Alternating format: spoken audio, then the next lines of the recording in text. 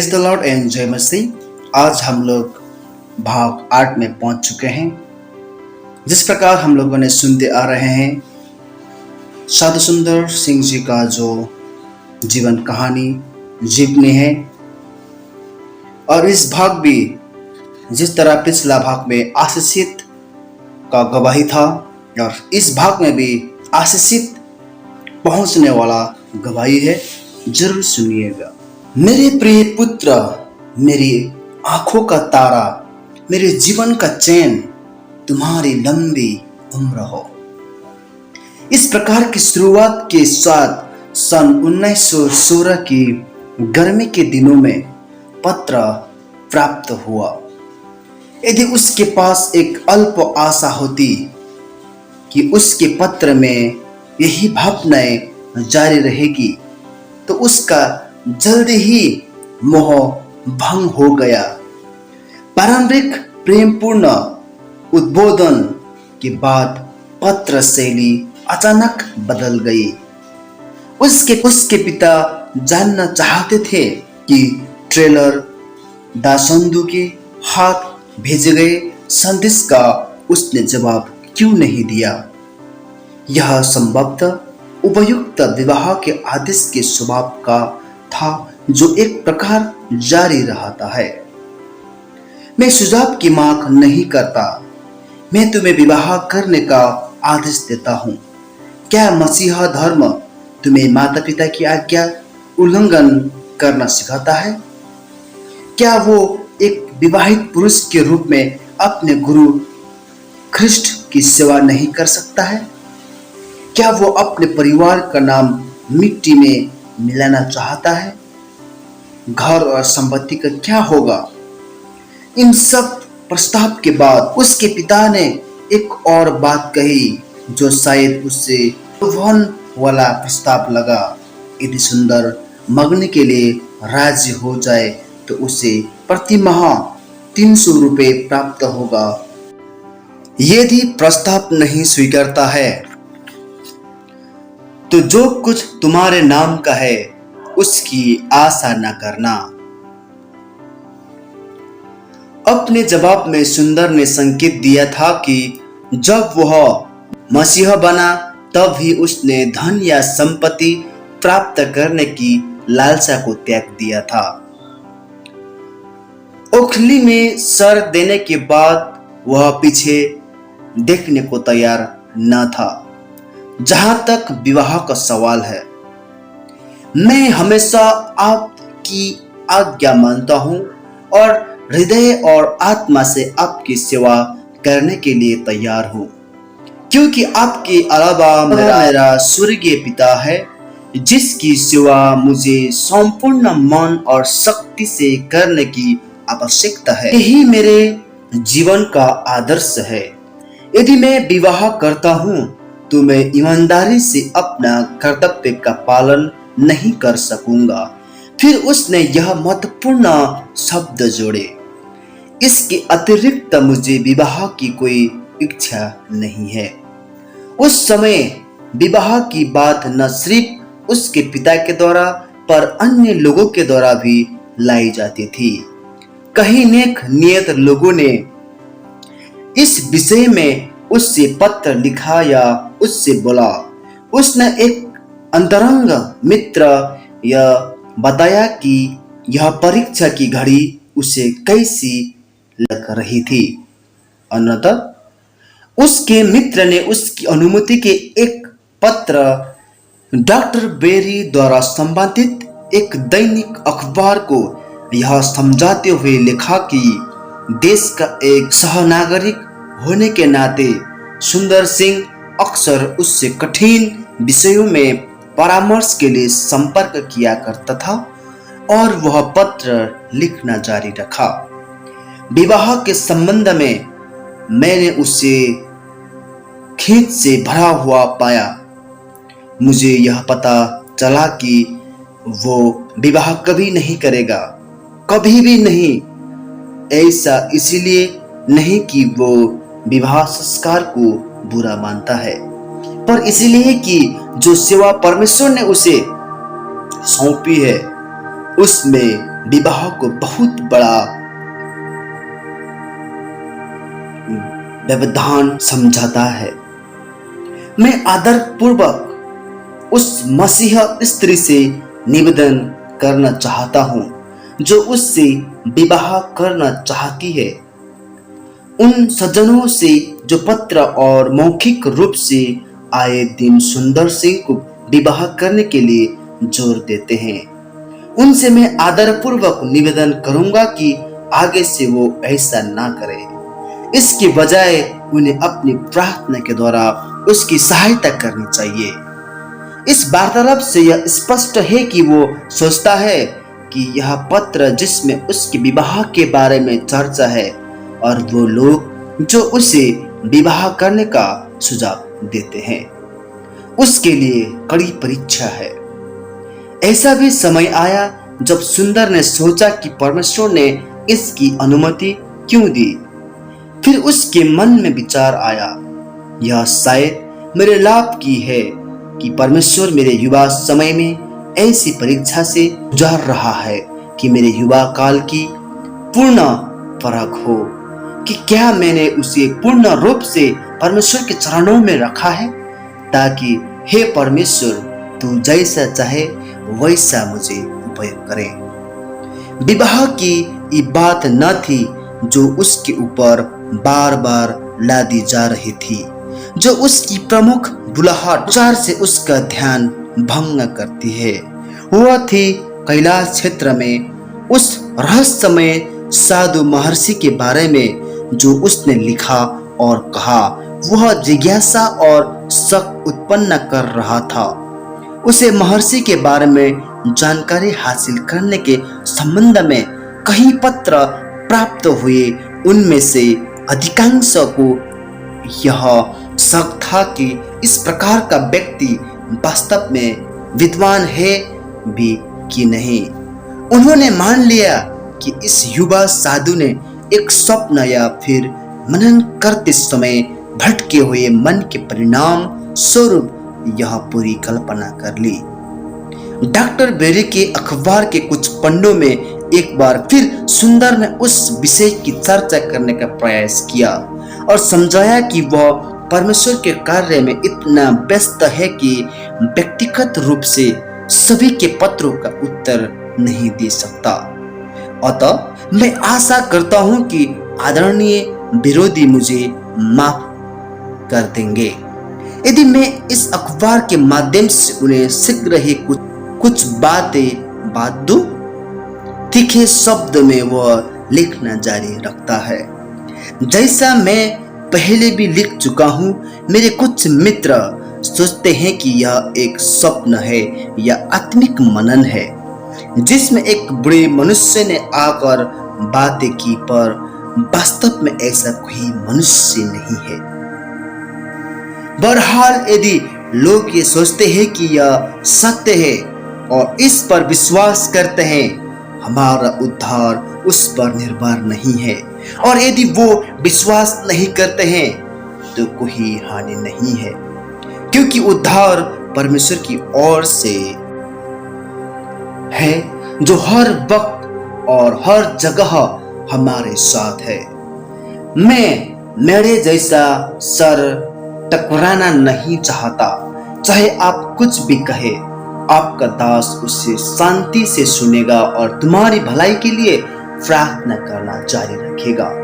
फिर उसने महर्षि से अपनी संक्षिप्त मुलाकात की रूपरेखा प्रस्तुत की और उसके साथ जाने के लिए तैयार हो गया, जो स्वयं देखने के लिए उसके साथ यात्रा करे।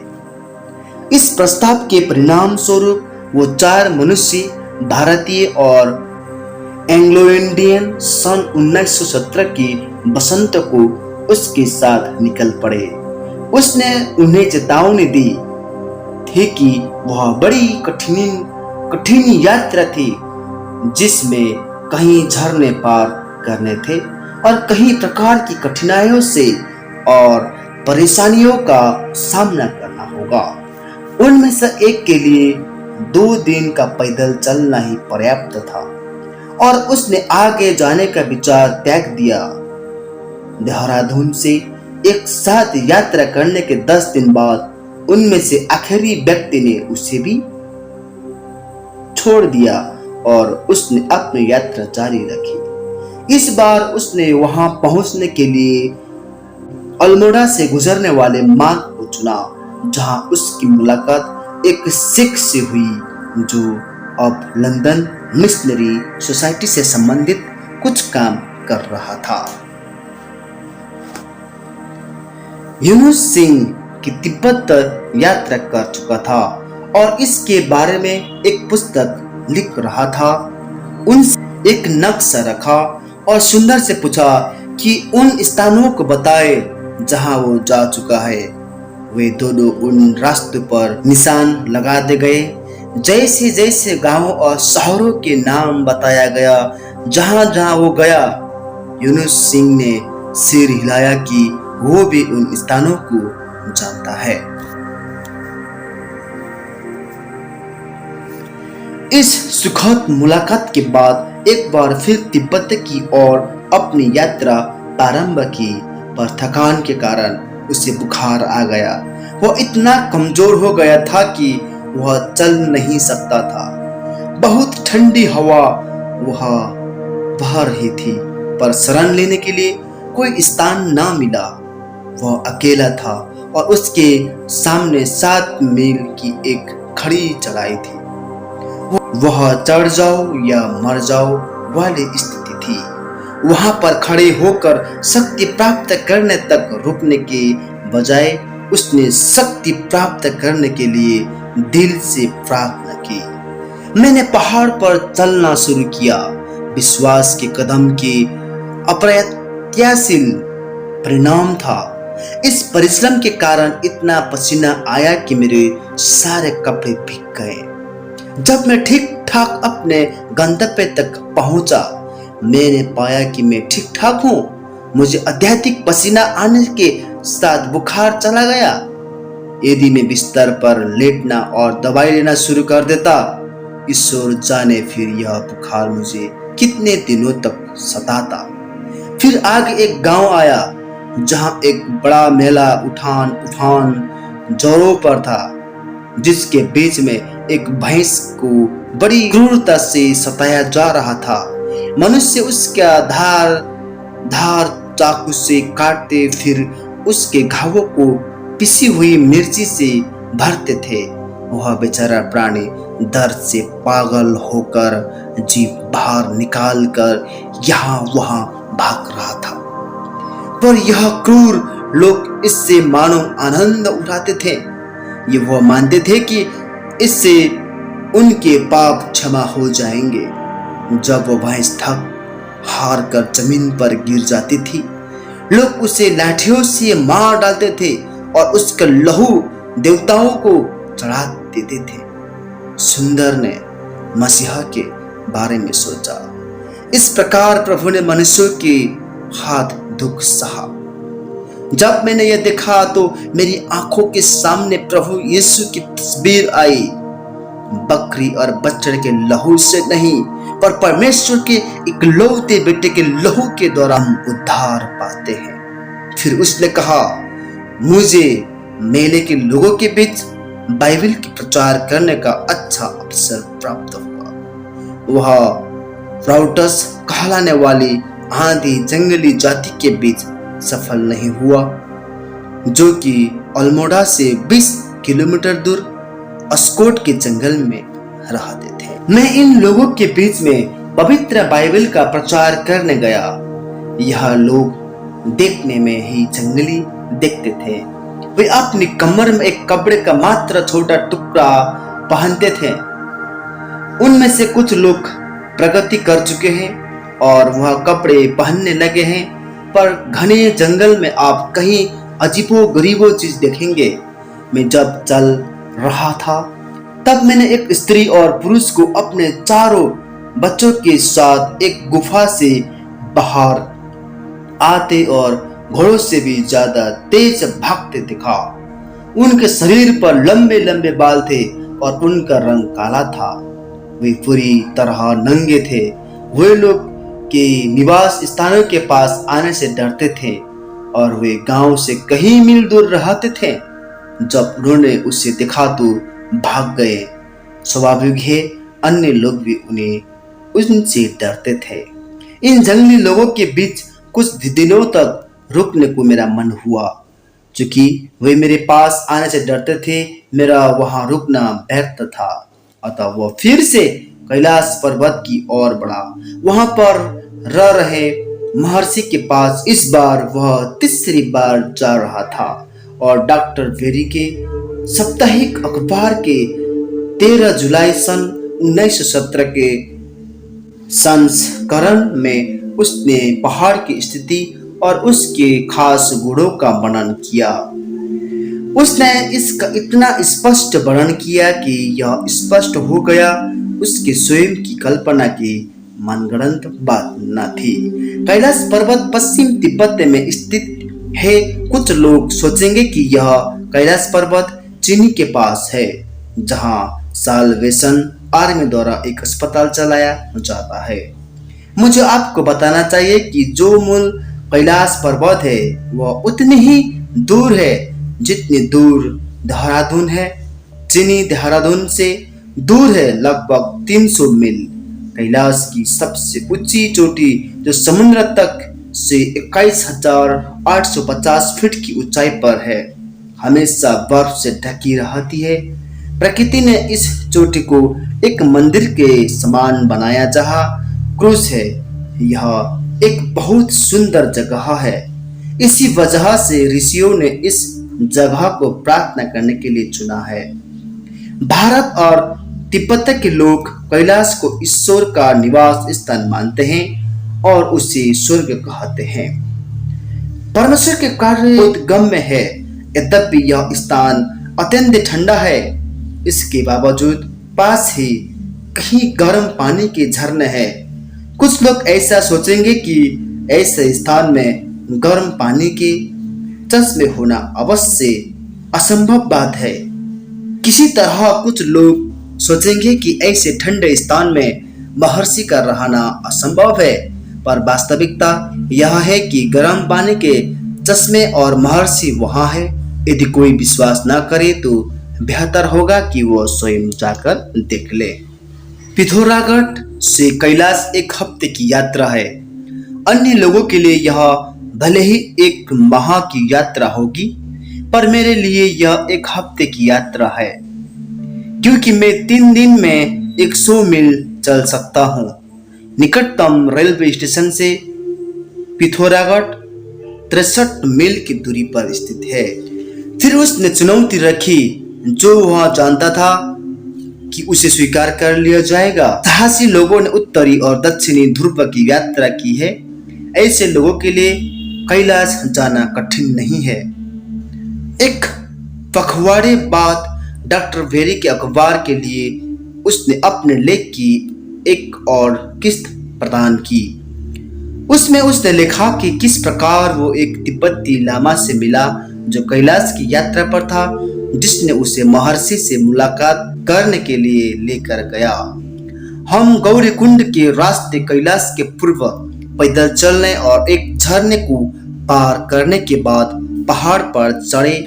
बर्फ पर चलने के दौरान हमने बहुत सुंदर दृश्य देखे, पर अत्यधिक ठंड के कारण हमारे ओठ जम गए और हम एक शब्द भी न बोल सके। अगले दिन की शाम को हम अपने गंतव्य पर पहुंचे। हमने महर्षि को एक पुरानी ग्रीक पांडुलिपि जो चमड़े से जिल्दबंद थी पढ़ते हुए देखा। हमने आदरपूर्वक उसे सलाम किया और बैठ गए। फिर बातचीत शुरू हुई। इसकी शुरुआत महर्षि के द्वारा यूहन्ना रचित सुसमाचार के 3 अध्याय पढ़ने से हुई। फिर लामा ने उससे प्रश्न पूछा, क्या तुम लामा न्यूसांग नहीं जो गायब हो गया था? उसके मंदिर में लंबी कतारें लगने लगी है। क्या तुम वापस आकर लोगों को आवश्यक निर्देश नहीं देंगे? महर्षि ने कहा, लामा न्यूसांग मर चुका है और उसका मंदिर से कोई लेना देना नहीं है। वह प्रभु यीशु का दीन सेवक था जो प्रार्थना में अपना समय बिता रहा था। लड़ाइयाँ समाप्त करना मेरा काम नहीं।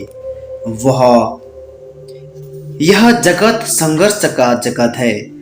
यह झगड़ा तब तक चलता रहेगा जब तक शैतान जो सारे झगड़े की जड़ है को पकड़कर कैद ना कर दिया जाए। यह समय आ रहा है जब शैतान विनाश के गड्ढे में बांध दिया जाएगा। सुंदर वो सब वर्णन करना जारी रखता है जो उसने महर्षि से सुना है। उसकी अपनी पहली यात्रा के बाद वर्णन किया। उस मसीहा साधु के बारे में जो कुछ भी उसने लिखा और कहा, उसने इस आश्चर्यजनक व्यक्ति के बारे में जिज्ञासा ही हुई। उसके विषय में प्रश्न पूछने आए लोगों का सुंदर को सामना करना पड़ता था। अतः सुंदर ने इस प्रश्न का उत्तर देना बंद कर दिया था। उसने कहा, महर्षि का नहीं पर मसीहा का प्रचार करना मेरा उद्देश्य है। जगत में मेरा कार्य उसे यह खोजना था कि जगत में उसका कार्य उसे कहीं अधिक दूर ले जाएगा जिसकी उसने स्वयं के लिए कल्पना या विचार किया हो। अब तक उसका कार्य उत्तर भारत और विशाल हिमालय सीमा क्षेत्र तक ही सीमित था। वर्ष सन 1917 के आखिरी समय की एक शाम को बडोरा नामक एक स्थान में था और वह अगले दिन सुबह 5 बजे की ट्रेन से सबातो जाने वाला था जब अचानक उसकी योजना बदल गई। यह तब हुआ जब वो परमानंद की स्थिति में था। उसे दक्षिण भारत जाने के निर्देश दिए गए थे। यह अनापेक्षित था पर इसमें कोई शक नहीं था कि यह दिव्य निर्देश था और बिना हिचकिचाहट के उसने अपने मेजबानी करने वाले से कहा कि बहरहाल वो अगले सुबह 5 बजे की गाड़ी को नहीं पकड़ेगा। कुछ घंटे पश्चात उसे दक्षिण भारत आने के लिए एक निवेदन का टेलीग्राम मिला। उसके बिना जाने उसकी ख्याति फैल चुकी थी। यह सब डॉक्टर वेरी के अखबार के कारण नहीं पर उसके बारे में एक उत्साही प्रशंसक के द्वारा उसके बारे में लिखे जाने से हुआ जो आगरा के एक हॉस्टल में विद्यार्थियों का वार्डन था। उसका नाम फैलता जा रहा था। धीरे धीरे और अच्छी रीति से उत्तर में द्वार खुल रहे थे। दक्षिण में तो काफी और जल्दी खुल गए। उनसे अपने जीवन के एक नए अध्याय में प्रवेश किया जहां चापलूसी और लोकप्रियता के द्वारा जिसने अपने आप को दीन किया उसकी शिक्षित्व की परीक्षा होनी थी। पीड़ा के द्वारा विकास। हीरे तब सुंदर नहीं बनते जब तक वो काटे न जाए। जब वो काटे जाते हैं तब सूरज की किरणें उससे अद्भुत रंगों से चमकती है। इसी प्रकार जब हम भी क्रूस के द्वारा आकार में काटे जाएंगे तब हम भी परमेश्वर के राज्य में हीरे मोती के समान चमकेंगे। स्विट्जरलैंड में एक चरवाहे ने अपने भेड़ की टांग तोड़ दी। जब उससे पूछा गया कि उसने ऐसा क्यों किया तब उसने कहा कि उसकी बुरी आदत थी कि वो दूसरी भेड़ों को गुमराह करे और खतरनाक ऊंचाइयों और स्थानों तक ले जाए। वह भेड़ इतनी गुस्सा हो गई थी कि जब चरवाहा उसे खिलाने के लिए उसके पास जाता था तो वह कभी कभी उसे काटने की कोशिश करती थी, पर कुछ समय बाद वह उसकी मित्र बन गई और उसके हाथों को चाटती थी।